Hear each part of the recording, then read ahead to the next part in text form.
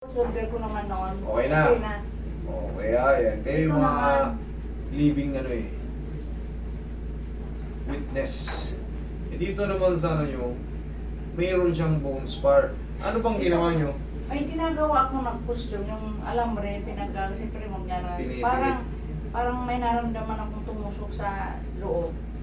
After siguro mga 2 months, 1 month, parang may bumukol ka na parang yung dulo lang ng ballpen. Ngayon, lumalaki.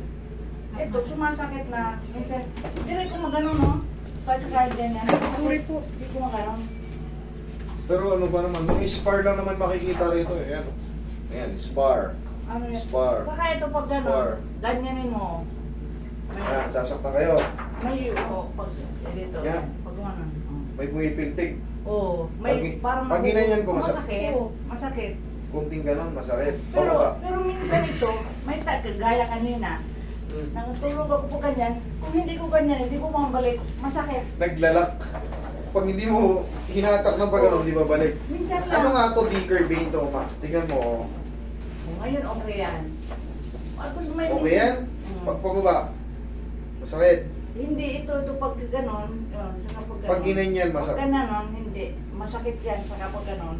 Masakit. Pag ito lang ginalaw ko, hindi. Pero pagkasama, Oo, masakit yan. pagkasama pag okay. Dicker Vein nga, kaya natin yan. Sus naman. Kaya Parang kahit ngayong- pagtali ko ng buhok na pag aray. Ganito lang yan.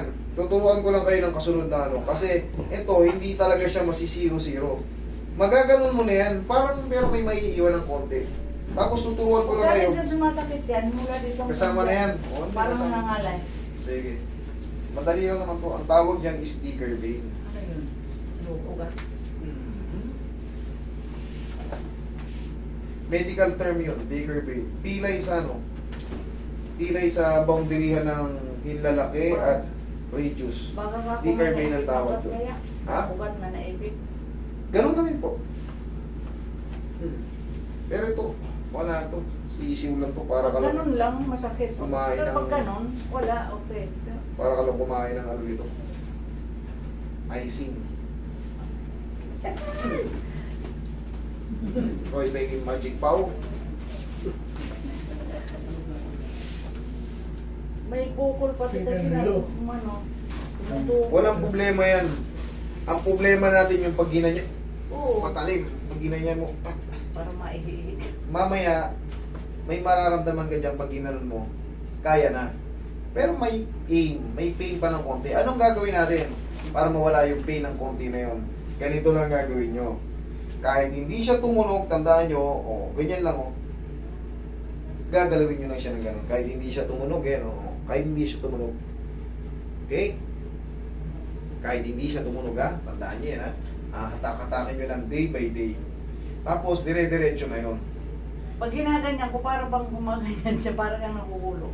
Kasi nga may masakit dito iipit nga yung tinatawag nating glitid dyan, or tendon ligaments dyan. Maiipit yan dyan.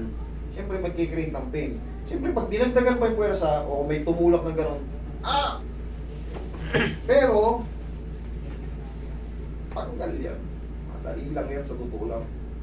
Simple lang tong problema na to pero malaking epekto. Bakit?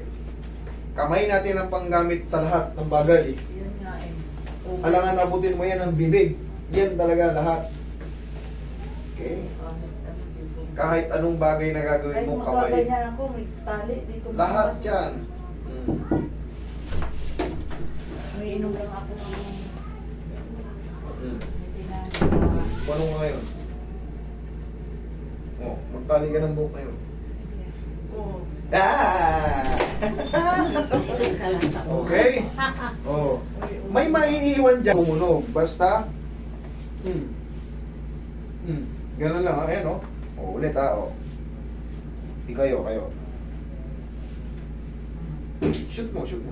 Hilahin mo kahit di tumunog. Ah, ito. Tama yun. Yan, ipitin mo. Ah, ipitin lang ko. Yan. Huwag mong pakahila. Ganun lang, Gugulatin lang siya. Kasi nung una, parang may lumalak. Parang nakukulong itong ganito baka kako. Noong una, ngayon. Okay, Kaya mo ba yung kanina? Hindi. Tsaka Malalaman mo yan pag ginagano mo, magtali ka na. Pero may kunti pang ano. Yes! Kaya ko nga pinapaliwanag, may konti pa yan. Maniwala kayo, galing na ako dyan. Maalis na lang. Sa bagay yung ako nga noon, hindi ko tumaano. Di ba pinagawa ko sa iyo nung kasama din sila. Ito hindi ko maano. O ngayon, okay lang ako. Okay? Okay lang.